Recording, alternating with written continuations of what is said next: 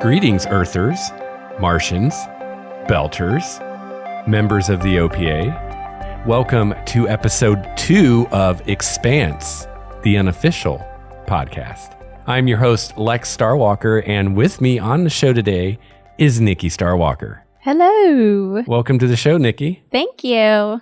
This will be a fun one. Yeah, well, they're all going to be fun ones, right? True, very true. We don't do unfun shows here at Expanse, the Unofficial podcast. That's right. Here at Starwalker Studios. So I don't want to speak for you, but I am super excited to be doing episode 2. How about you? Yes, this is going to be great. Yeah. So we've already gotten a lot of feedback from listeners about the first episode. We put that out last week, and I'm frankly amazed at the response so far. I was not sure how many people would listen because, you know, we're talking about a TV show that isn't going to be out until halfway through December. But people were listening, which is awesome, and talking about it. Yeah, it was a little scary at first, but I'm very grateful for the response, especially coming from folks like the authors themselves. That was pretty nice of them to be so supportive on Twitter. And they also, I think they actually recommended the podcast to a few people, so that was really cool. Yeah, both the authors retweeted me when I started telling people about the podcast. And, you know, it's funny, we mentioned on the last episode about how, you know, we're unofficial and we're not trying to run with anyone's IP and do things we shouldn't with it and stuff like that. Like some people that will remain nameless have done or are doing. And I saw on Twitter, someone was asking for good non-copyright breaching fan content.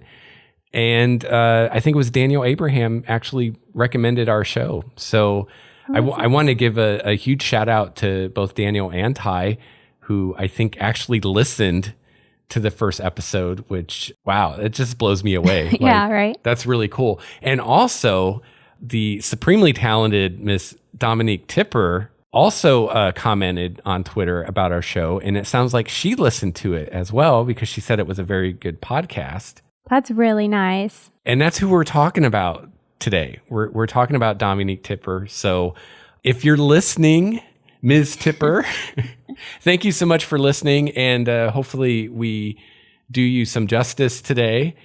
And anyone involved with the Expanse is welcome on the show. I talked to you, Nikki. I debated actually inviting her since we follow each other on Twitter, you know, just kind of putting it out there. Hey, do you want to be on the show? But, you know, I'm sure A, these people are really busy, right? Mm-hmm. And B, you know, they might be under some kind of agreement or NDA, you know, where they can't talk about the show yet because it's not out. I don't know. So you know, we kind of talked about it and I was finally like, I don't want to put her in a position where she has to say no because she's probably going to say no because she's, I'm sure, got better things to do than be on our little podcast. But I just want to say, blanket statement, you know, anybody listening who is actually involved with the Expanse, whether you're a writer on the show or, you know, one of the writers of the novels or an actor or a member of the crew. Mm-hmm. I mean, if you're like one of the, you know, the gaffer. Yeah, the boom mic guys, like, I'd love to talk to you. I'd love to learn more about how that works. I'm really interested in movie making, which, I mean, these days, television shows are as good, a lot of times better than movies. So seems like it. I'm really interested. Awesome. I nerd out on like the behind the scenes kind of stuff when they show like the sets. Yeah, me too. So yeah, so if you're in any way, shape, or form involved with the Expanse and you'd like to be on the show and do a little interview with us, always welcome. You can email us at expansepodcast@gmail.com. You can tweet at us, whatever. And we can easily do a quick interview over a Google Hangout or Skype or whatever is convenient for you. Yeah. It's easy to do. So what else were we going to talk about before we get into the main topic today? I think that's it. I feel like I had this long list of things to talk about, and now it's just all gone out of my head. Well, that's all right. We still have the end of the show. You can bring stuff up then. Yeah, I just really want to thank everybody who's joined the Google Plus group. And again, if you are interested in the Expanse and you'd like to see what's out there as far as information and media that you can consume, definitely join our Google Plus group. We repost everything we can find on there. If you go to the show notes of episode 1, I did embed some of the official trailers for the show, as well as a really good interview with Ty and Daniel about The Expanse. I think the interview is actually more about the books. Okay. Which, now that I say that, I wonder if there's any spoilers in that. I hope there's not. I think that interview was made actually before the show was announced. Okay. So now that I think of that, I wish I would have watched it again to make sure there's no spoilers. But I don't think that there is, because they mainly talk about like kind of how they came up with the idea, and the story of how The Expanse came to be is really, really interesting. In a nutshell, Ty had come up with the setting. He was working on an MMO, and that's kind of how this came to be, was he was creating this for an MMO, which kind of fizzled out and never went into production, or it never was launched at any rate. And so then he started using this setting for a tabletop RPG game, using his own variation of the D20 modern system. And he was running just a role-playing game set in the world of The Expanse that he'd come up with for this MMO and further developed. And Daniel was one of his players and was just like, hey, have you ever thought about, telling stories in this universe? And it just kind of took off from there. So yeah, in that interview, they talked about a lot of kind of background stuff. They also talked about how each of the books is kind of a combination of sci-fi / space opera with another genre. And I don't really want to go into that because that could get a little spoilery. But suffice it to say that they change things up with every book, which I think, if they're doing a season of the show equals one book of the series, then, I think it's going to kind of keep the show fresh. Yeah. Because every season is going to have a slightly different kind of tone to it. And another thing I wanted to mention is we talked about the books and the short stories last week. In the show notes, I put those all in there, and I've got links to them all if you want to go get them on Amazon or whatever. But I put them in chronological order as far as, the chronology of the story. However, I had a listener write in and say that they suggest, or the listener suggested, actually reading the stories in order of publication. So I actually tweeted at James S.A. Corey and asked what they recommend. And they basically recommended, to read them in the order that they wrote them, which is the order of publication. Okay. So in this week's show notes, I will redo that. And I'll put them in that order for you if you're wanting to check out like the novellas and stuff. And speaking of which, there was a new novella released this week. It's called The Vital Abyss, an Expanse novella. Now, unfortunately, it looks like a lot of these, this is only available in an electronic format. But right now it's on Amazon for $3. You can get the Kindle edition of that. So I would predict that someday in the future, they will compile these and release them in a not a hardcover, but a physical print edition, which would be great. So far, to my knowledge, the only one that you can get in print is Drive, and that's part of an anthology. So you're going to buy a book full of short stories for one little short story, which I did. And that reminds me, I need to read those other ones. I've only read Drive. Yeah, me too. So that just came out this week. And that one, I'm not even sure what that's about. Let's see if this says. So here's what it says on Amazon. Not really a whole lot to go by. It says, somewhere in the vast expanse of space, a group of prisoners lives in permanent captivity. The only company they have is each other and the belters who guard them. The only stories they know are the triumphs and crimes that brought them there. The only future they see is an empty life in an enormous room. And then the man from Mars came along. ... Sounds great. So there's our little teaser. Doesn't really tell us anything like what it's about or where this falls in the larger story. Mm-hmm. But I mean, it's the most recent one released. So I guess you got all the other stuff to read before you get to that one anyway, if you're going to read them in publication order, which is what's recommended. So that's what you should do. Yeah, I think that sounds like great advice and makes a lot of sense to me because like you said, you won't know the characters in the novellas unless you're reading the other stuff first. Yeah, and like one of them is about Fred Johnson, and a story about Fred Johnson might be a lot less interesting to you if you don't know anything about like who Fred Johnson is and what role he plays in the story. But once you've read like the first book, say, then suddenly that short story becomes really interesting because now you know who this character is now and you can kind of see who they were in the past. Right. So that's pretty cool. Yeah. So that's kind of all the little bits and bobs that I've got for you today. So our main topic is Dominique Tipper, who is playing my favorite character, Naomi Nagata. So Nikki, you want to tell us a little bit about Ms. I don't know. Tipper? Yeah, sure. I don't know if it's Mrs. or Miss, so I'll say Ms. I'll be safe. All right. So Dominique Tipper is actually from East London, which I think is kind of cool. I wonder if she'll have a British accent in the show or not. We'll have to see. But she's half British and half Dominican. And she started out, it seems like, on stage, but she also did a lot of singing. So she has a singing career. And when she's singing, she goes by the name Miss Tipper. And she also dances. She's a big dancer. She's worked with Kylie Minogue, who is awesome, Rihanna, Black Eyed Peas, Kanye West. So that's kind of fun that she is really into dancing. And she, of course, is an actress. And I haven't seen her in anything personally, but you might remember her from Fast Girls. It was a movie that came out in 2012. She played Sarah. And she was also in Vampire Academy. She played Guardian Gabriella. And then there's a movie that came after that called Montana, and she played a character named Mohawk. And next will be The Expanse. Yeah, and unfortunately, I haven't seen any of those movies either. So I'm really looking forward to seeing her in The Expanse.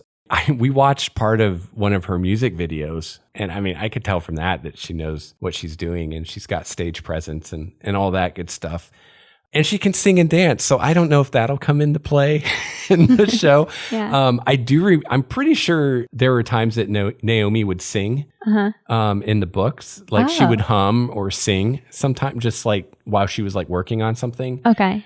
I'm fairly sure that happened, that I'm not just imagining things. But I don't remember her ever dancing. But that would be an easy thing to add, because in the last book, which I just finished, Nemesis Games, we learned a lot about Naomi as far as her past before the novels. Right. And if we can bring in these major things about her that we never knew this late in the game, we can be like, oh yeah, and she likes to dance. Right. Why not? You know? So I hope she sings and dances. So yeah, that would be so much fun. And you can find her on Twitter under Ms. Tipper, but it's spelled MI55 TIPPER. And she's also on Instagram under Miss Tipper. Oh, so that's supposed to read Miss Tipper? Yeah. I didn't know. I was like, was she a Mission Impossible or something? Is that what that is? MI5. Mission Impossible number 55. She is going to be the leading role. You heard it here first. No. Oh, so that's Miss Tipper. See, that makes sense. See, the elite thing just like doesn't even register to me. Okay. I learned actual grammar and spelling, so I don't. When I see numbers and words, I just start thinking it's something else. I don't see them as letters. Okay. I can't blame you. So yeah, I haven't seen her in anything, but I'm really looking forward to seeing her in The Expanse, because I've said it before, I'll say it again. Naomi's my favorite character, like no contest. Yeah, probably my second favorite character is Julie Mao. Oh, awesome. But yeah, Naomi is awesome, and since it's hard to say a whole lot about the story because we don't want to spoil anything. But I thought we could talk a little bit about the character, because you're a big fan of Naomi too. Oh yeah. So maybe I'll let you go first, and I'll fill in any blanks left when you're done. What do you like about Naomi the character? Like, why is she your favorite character? No. But she's my second favorite. Okay, why is she your second favorite character, Nikki? Tell us about Naomi. I hate to play favorites because everyone in the book is so awesome, but she is intriguing to me because I don't know a lot about her. Yeah. I mean, maybe that's because of where I am in the books, but I still don't know much about her past or, who she was before she was traveling with the crew. But I like her because she seems to be the, as you put it, glue that holds everyone together. And yeah, definitely. Yeah, she just seems like somebody who can talk to people, understand the crew on an individual level. And I like how skilled she is. She's the mechanic? No. What does she do on the ship? She's like she's second in command. Okay, Under Holden, once Holden's captain, which I Right. guess is a tiny spoiler there, but we're not going to tell you how that happens. So. Okay. It's like I said, it's like I remember when Star Trek Voyager came out, like everybody knew that Chakotay was going to be the first officer, right? Everybody Yeah. knew that the hologram was going to be the doctor. So obviously something was going to happen in the first episode to make all that happen. Because when Voyager started, that's not the way it was. Right. So I think that there's enough information that probably at least some people listening to this right now already know that Holden's going to be a captain of something someday. Hopefully.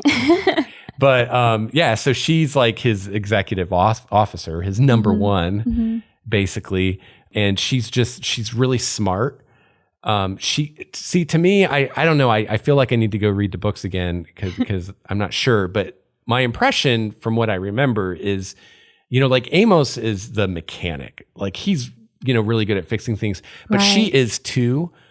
But she's also like good with computer. Like she's just kind of like good at everything. Right. Yeah. So she kind of is the one, like Holden's kind of the big picture. Like this is what I want to happen. She's the one that actually makes things happen and sees that all the little details are taken care of. He just is kind of like, I want to go here and do this. And then she's the one that figures out like what actually needs to happen for them to go there and do that and everything.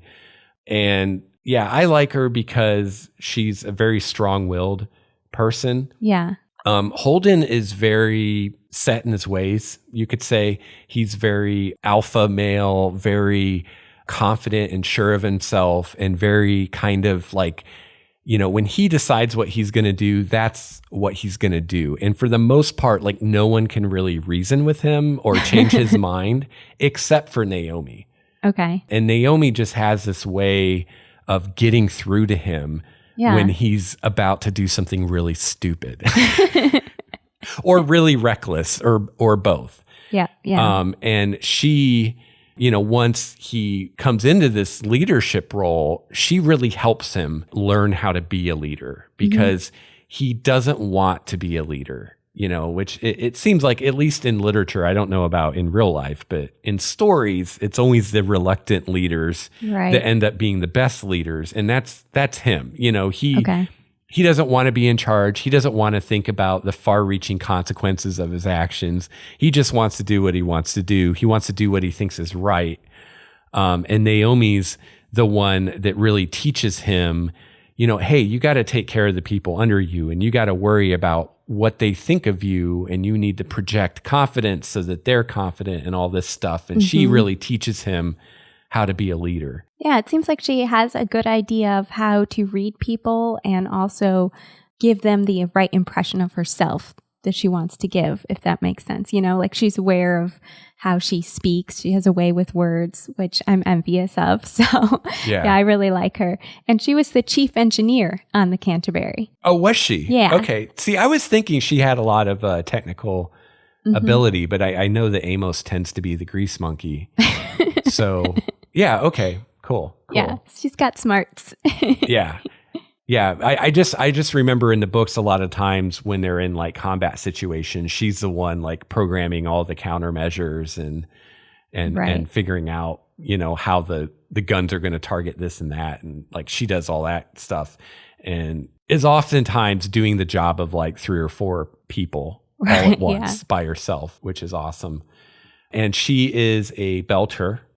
And, something we've wondered about actually on the last episode is, are they going to do anything with the anatomical differences of belters? And are they going to try to portray that in the show? Yeah. And if so, how are they going to do that? How good of a job are they going to do? And I have to say, obviously she doesn't have an overlarge head, but watching her music video, I mean, she's tall and thin. And yeah, I mean, I think they could go that route and just say, we're just going to cast all the belters with really tall, thin people. And maybe do a little bit with makeup to change the apparent shape of their face or head a little bit. And I think that could work. And they could just cast shorter, stockier people for the Earthers and someone in between for the Martians. So I don't know. I mean, it's weird, right? Because, when you're looking for Naomi Nagata, like the most important thing is her acting chops, right? How convincing can she be as this person is much more important than what color her hair is or how tall she is or what her build is, right? Because I would think so. Yeah, I mean, I could more easily accept a Naomi who's maybe a little shorter or a little thicker than I imagined or a little whiter than I imagined than a Naomi who is like the actress just can't bring it. Right. You know what I mean? Yeah. Yeah. And something else that's interesting or that I like about Dominique Tipper is, I'm not one that has like a real like crystal clear visual image of people when I read a book. I more have kind of a general sense, but she totally looks like Naomi. Yes, to me too. When I was reading the book, I'm one of those people that do try to get a good picture of somebody in my head while I'm reading. Okay. And I pictured her almost completely. The only difference was that my picture in my head, she had long hair. But I mean, she looks exactly like I pictured the character would. So I'm excited. I think she'll be great. Well, she does have long hair in the books because one of her mannerisms is she will like let her hair fall in front of her face to kind of hide her expressions. I'm trying to think. The one image I remember seeing of Dominique Tipper as Naomi, she kind of had her hair up. And it looked like she might have kind of had like the sides of her head shaved or something. Yeah. So, when her hair is down, it could still be long enough to do that. Or maybe they're just kind of axing that affectation for the show. Yeah. I don't know. I think it could be fun if she kept the style that I see in the pictures where she has the sides of her head shaved because it makes her a little bit more unique. I don't know. It stands out a bit more to me. Well, and this is completely off script here, but this is something that I didn't even think about until you said that, but I pay a lot of attention to like the International Space Station and I follow like all the astronauts on Twitter. And so I'm always seeing all this stuff about the space station. And you see some of these women astronauts who have long hair. Yeah. And if you see them in 0G, their hair is just like this a huge wild beast. Yeah, it's like Pauly Shore on steroids. It's like this huge nimbus of hair like floating around their head. And not only is that kind of scary and freaky to look at, like just psychologically, but it also seems like it would be a huge safety hazard. It's like if you work with any kind of machinery, like here on Earth, you have to, you can't have long hair hanging around. So think of how much worse it would be in 0G where it's floating in 3 dimensions and not just hanging down. Not to mention, just loose hairs floating around, getting into electronics and machinery and stuff. It just seems like in a culture where you're spending so much time in 0 or low G that everybody would have really short hair, even the women. Yeah. No, that makes complete sense to me. And not to mention it would be an annoyance. Somebody who's had long hair, it just gets in everything. Yeah. I don't know. So it'll be interesting. I think that would be a really cool thing for them to do is have all the women who are belters or who are working in space, like maybe Martians and Earthers that are working in space, all have really short hair. I think that would be really cool if they did that. But we know from the books that Naomi doesn't. But maybe she's weird, right? Maybe she's a minority in that she works in space and has long hair. And the whole reason is because she can use it to kind of hide behind. Yeah. Although if you're in 0G, I guess you can't really hide behind it because it's not going to fall in front of your face. It's just going to be floating above your head. Yeah, because if you think about gravity And who was the actress in Gravity? Oh, was my that gosh. Sandra Bullock? Yes, that's it. Or no? Oh, I'm thinking of two different things. So Gravity, Sandra Bullock, she had super short hair. Right. And Interstellar, Anne Hathaway, she had super short hair. Yep. And I think part of that was probably just for effects. They're like, how are we going to make zero G hair look right if these women have long hair? And maybe, hopefully, part of it was they were actually thinking, hey, they would like, although our astronauts right now don't have short hair. So Yeah. I would think if I was higher up in NASA, I'd be like, regulation, your hair can only be so long just because you're going to be freaking people out up there, Lex. I mean, you wake up first thing in the morning, you haven't had your coffee yet, you open your eyes and someone's floating in front of you with like this hair everywhere. I think I was like being attacked by something from like H.P. Lovecraft or something. I'd be scared. Crazy. I just think they should do that for regulation, just for safety. But Right. Yeah, totally. Extant is another example where when she Yep. was in space at the beginning of the show, she had really short hair. Yep. Yeah. Yeah. I definitely would cut it. Yeah, I think probably a big of it's just practical. Like how do you do long hair in zero G as an effect? Mm-hmm. I mean, when they're doing zero G, people are in harnesses, like being supported to make it look like they're floating. But you can't you'd have to have all these little invisible lines to their hair, and you could never make it look right. The only way you could do it is have them wear like a green screen, skull cap, and then CGI the hair in later. Mm-hmm. But it's like, well, there goes a bunch of your budget when you could have just had people have short hair. And you could have had bigger explosions instead. Yeah, exactly. So we got on our hair tangent. Anything else you want to pass on about Dominique Tipper? You've got the computer over there. Yeah. Nikki? I think we covered it. I would look her up online on social media because she's fun to follow, and Yes. she will share all things Expanse that is out there. And again, if you go to the show notes for last week's episode at starwalkerstudios.com/expanse, I have the Twitters of the authors and all the cast members. Everybody who is on Twitter, I have on there, as well as the official Expanse Twitter, the writers' Twitter for the TV show. Mm-hmm. They have a joint Twitter account, and some other people involved with the Expanse. So definitely go check those out, and you can find Miss Tippers there as well. Yeah. So I guess I can call her Miss Tipper since that's Yeah. the people. I find it really annoying. I don't want to get off on another tangent, but I find it really annoying that we have 3 different prefixes for women. Oh, yes. I know. Miss, Me Mrs., too. and Ms. Yeah. I think you ladies should get together and you should decide which one you like the most. I would vote for Miss because it makes you sound younger.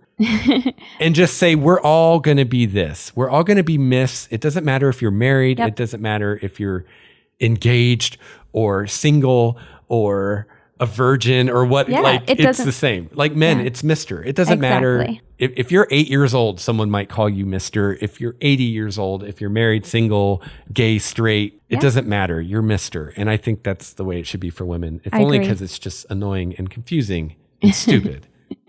Yeah, no, that you've come to the point, though, which is that it was invented so that you knew whether the woman was married or not. Yeah, And we have rings available for or not. that. Yep. You don't even have to talk to them to know if they're married or find out their name. Just look at their finger. And it doesn't matter unless you want to marry them. So Right.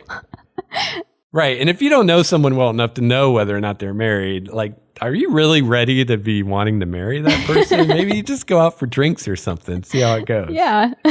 Relationship advice here on Expanse, the unofficial podcast for lovers everywhere.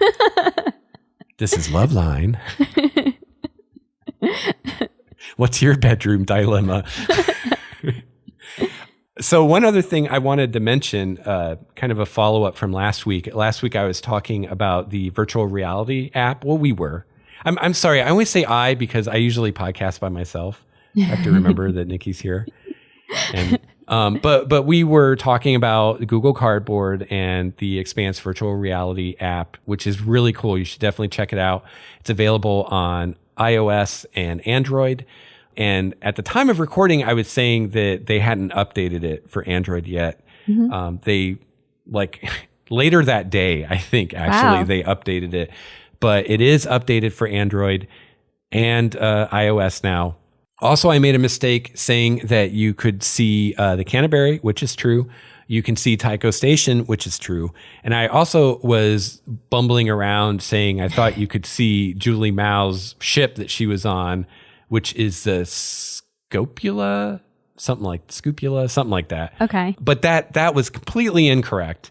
It's the Nauvoo, which you can see, which makes sense because it's with Tycho Station. It's like orbiting it or docked with it or whatever. Yeah. And the Nauvoo is this huge generational ship that they're building for the Mormons, who are going to go out to some other star system on this slow moving generational starship. So it's this huge ship. Yeah. So definitely if you have a smartphone and you haven't checked that app out, definitely check it out. It's on the iStore. It's on the Google Play Store. Just search for Expanse VR or just Expanse. I'm sure it'll come up. Yeah, it's probably the only Expanse app right now. Yeah. That's out. And we also mentioned, while we're doing corrections and retractions here, we also mentioned that you can go find how to make Google Cardboard yourself. And I did find a link for that. I did put that in the show notes. However, I just skimmed it, but I did see that you have to get a couple lenses. It's not just a cardboard thing that goes around your phone. There's actually a couple lenses. And I think they were like 40 millimeter lenses, which means nothing to me other than it's how big they are, I guess, or how thick they are. But anyway, I guess the lenses are kind of hard to find. Okay. But honestly, and this is what the person that wrote the article was saying, the whole Google Cardboard thing is kind of like I was saying, it's just a gimmick. I mean, you can do the same thing by taking your smartphone and like cupping your hands around it, like pretend binoculars, right, and just holding it right up to your face and looking at it. I mean, obviously, since the Google Cardboard is using these lenses, it's doing a little bit more than just cutting off your peripheral vision. It's like the 21st century Viewmaster, right? Yeah, it kind of bends the view, I think, so that it looks like it wraps around a bit more. But you definitely don't need that to enjoy the app and see how cool it is. You want to be standing because you do need to physically turn around to like move around the things, which is kind of funny. Watch your step. Yeah. Don't do it at the top of the stairs or something. Use virtual reality with caution at all times. At your own risk. Yeah, so definitely check that out. If you have Google Cardboard, let us know what you think. expansepodcast@gmail.com. I'd love to hear from someone that's actually looked at it with the Google Cardboard. Is it worth shelling out whatever it costs to buy or make Google Cardboard? Let us know. All right. You know what I don't have is the schedule. Do you have the schedule? No. I don't have the schedule. Let me see if I can find it to tell you what we're going to talk about next week. Yeah, it's going to be another actor or actress from the show. So yeah, can we just say actor for everybody too? I think people are starting to do that, right? Are they? Okay, because I have heard that a couple times. Yeah, I hear women actors referred to as actors. Okay. Can we just... That's fine with me. Can we just get rid of gender bias in our language altogether? Please? Yeah. I can't say I'm a fan of all that. So next week, we are going to be talking about Mr. Thomas Jane. Ooh. Who is playing Detective Miller. Who is that your favorite character, Nikki? Is Detective Miller? Who's your favorite character? Bobby. Oh, Bobby. Yeah. Yes. I didn't want to say it because I don't know how much of a spoiler it is. Like, I don't see her in the lineup. Well, she's not in the first book. Okay. And she's not listed under the cast. So I would guess we're not going to see her the first season. Although maybe at the end of the first season, we might see her. Because I think she's in, is it the second book? I believe it's the second book. Yeah. So Bobby Draper is a Martian Marine. Yeah. She's awesome. She is fucking awesome. She's not just awesome. She is fucking awesome. You get her in a suit of powered armor. Oh my God. She's amazing. Great. There's a scene, and this isn't a spoiler really. There's a scene in, I think it's the newest book, where she has a flat and instead of a couch, she's got like this workout set. It's so great. I love it. She would too. It's so fitting. Yeah. It's like, when I watch TV, I pump iron. I don't sit on a couch and get fat. Yeah, she's awesome. Yeah, I wasn't even thinking about her. Yeah, she's one of my favorites too. Yeah, but I love Avasarala as well. Yes. So there's just a lot of good characters. Yeah, I can't wait to see who they cast as Bobby. Mm-hmm. Yeah. You know who I think might be cool? Who? Is I don't know her name, but the lady from Game of Thrones that plays, now I'm blanking on the character's name. The woman knight who's really tall and awesome. Oh, she would be great. Mm-hmm. That is, what's her name? Is it like Brianna? Or Yeah, Brianna. Brianna of Targ or something like that? Yeah, of Tar. Yeah. Tar. Brianna of Tar. Yeah, she doesn't have the look I imagined because she has blonde hair, blue eyes, I think, and I just imagined somebody that was a brunette. But well, you can make anybody brunette. That's easy. Yeah, yeah. I don't know. It'll be really fun. I just like she's a good actress and she's tall. Mm-hmm. And Bobby is very physically imposing. Right. Yeah. So I can't wait to see that character on the screen. That'll be a lot of fun. Yeah. But you like Detective Miller, right? Yes. He's in your top 5, right? Yeah. It's so hard. I can't pick favorites. Yes. Thomas Jane is a great actor too. So there will be a lot to talk about next time. Okay. So maybe a little less rambling and possibly. Yeah. You know what I think would be fun, maybe, after the first season is over and we're looking for things to talk about, it might be fun to revisit the characters again now that we've seen a season of them and the actors and talk about them again, because I'm sure I'll have lots of things to say, lots of glowing reviews for Miss Tipper's performance as Naomi. Because I love Naomi. She's awesome. The world needs more Naomis. That's all I'm saying. All right. So again, if you would like to reach us, a great way is by email at expansepodcast@gmail.com. I am on Google+. Just search for Lex Starwalker. And I'm also on Twitter at Lex Starwalker. I am at Nikki Starwalker.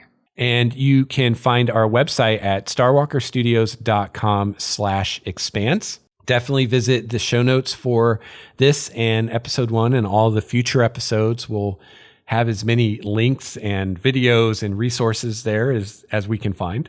And also at starwalkerstudios.com, you can check out our other podcasts. We're currently producing Game Master's Journey, which is a tabletop RPG podcast. So if you're into tabletop RPGs, check that out, as well as Beer Tasters, which Nikki does that one with me as well. And we talk about, guess what? Beer. That's right. The important things in life. That's right. So definitely check out the website at starwalkerstudios.com. And I want to say a big thank you to Miss Tipper for letting us talk about her today. Feel free to correct me on Twitter if I got something wrong. But yeah, there's a lot of info out there, and you can visit her website, dominiquetipper.com, to learn all about her. Yeah, and I will have that linked in the show notes as well, if you'd rather just point and click instead of type. Right. Of course, I guess you have to type starwalkerstudios.com to get there. No, they don't. They have it bookmarked. Right. They have it right there. They have a link on their desktop to our website, right? Yep. That's how you do that. Damn straight. So until next week, conserve your water and your oxygen. Resources are precious out in the belt. So long, and thanks for all the fish. It sounds like a question. Maybe it is. So long, and thanks for all the fish?